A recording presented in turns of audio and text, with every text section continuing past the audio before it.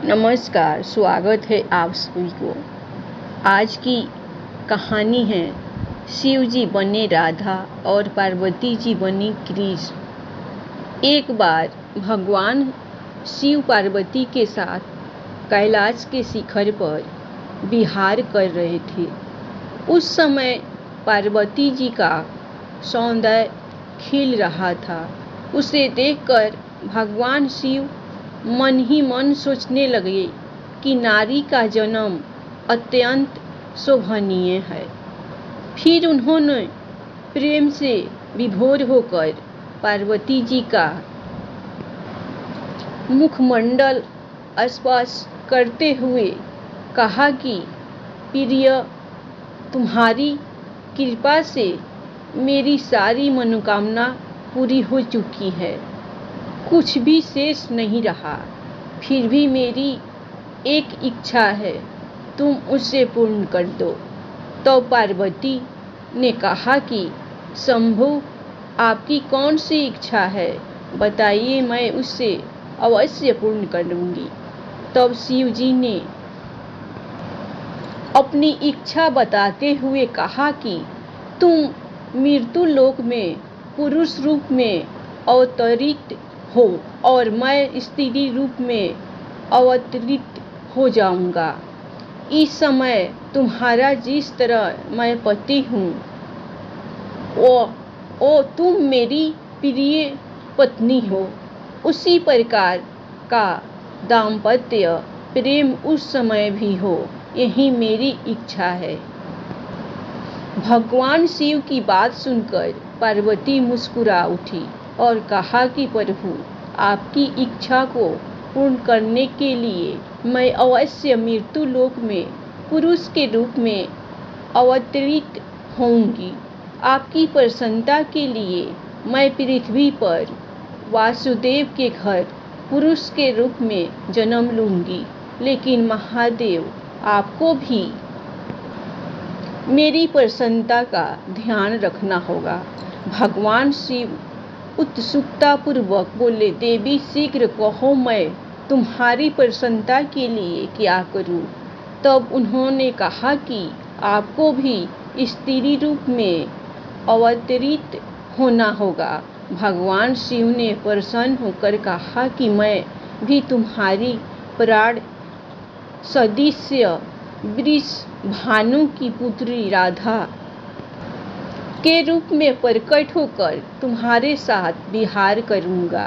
इसके साथ साथ मेरी 8 मूर्तियां भी रुक्मणी, सत्यभामा, जामवंती आदि पटरानियों के रूप में अवतरित होगी। यह सुनकर भगवती पार्वती ने कहा कि प्रभु, तो मैं आपकी मूर्तियों के साथ यथोचित विहार करूंगी, जैसा न तो किसी ने किया और न कभी सुना गया है। जया व विजया नामक मेरी 2 सखियां उस समय श्री राम व वासुदेव के नाम से पुरुष रूप में प्रतिष्ठित होगी। पूर्व काल में विष्णु के साथ मेरी प्रतिज्ञा हुई है, उसके अनुसार उस समय जब मैं श्री कृष्ण की होंगी, वह मेरे बड़े भाई होंगे। वे बड़े महान बलशाली व आयुध धारण करने वाले बलराम के नाम से जाने जाएंगे। इस प्रकार मैं पृथ्वी पर अवतरित होकर देवताओं का कार्य संपन्न करूंगी तथा महान कीर्ति स्थापित कर पृथ्वी से वापस चली आऊंगी। पूर्व काल में भगवती व भगवान विष्णु ने जिन राक्षसों का संहार किया था, वे द्वापर के अंत में बहुत से राजाओं के रूप में उत्पन्न हो गए। उनके भार को न सह सकने के कारण पृथ्वी को रूप धारण कर समस्त देवताओं के साथ ब्रह्मा जी के पास गई और बोली, ब्रह्म, पूर्व काल में जो महान राक्षस मारे गए थे, वे इस समय दुष्ट चरित्र वाले राजा बने हुए हैं। ऐसे लोगों का संहार का उपाय कीजिए। तब पृथ्वी को लेकर ब्रह्मा जी कैलाश पहुँचे। वहाँ उन्होंने भगवती को प्रणाम करते हुए कहा कि माते, आपने और विष्णु जी ने जिन जिन व्यक्तियों, दानों और राक्षसों का संहार किया था, वे सभी बड़े बड़े दुराचारी राजा हो गए हैं। उनका वध करना जरूरी है। तब भगवती ने कहा कि ब्रह्मा, मैं स्त्री रूप में उन राजाओं का वध नहीं कर सकती, क्योंकि उन लोगों ने भक्ति पूर्वक मेरे स्त्री स्वरूप का आश्रय ग्रहण किया है। लेकिन मेरी जो भद्रकाली की मूर्ति है, वह वासुदेव के घर में पुरुष रूप में जन्म लेगी। वासुदेव की पत्नी देवकी के गर्भ से श्याम अवतार लेंगे।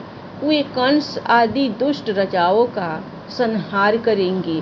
भगवान विष्णु भी अपने अंश से उत्पन्न होकर महाबली अर्जुन के रूप में प्रसिद्ध होंगे। धर्मराज युधिष्ठिर होंगे। पवन देव, भीमदेव और अश्वनी कुमारों के अंश से नकुल और सहदेव उत्पन्न होंगे। ये सब धर्म परायण होंगे।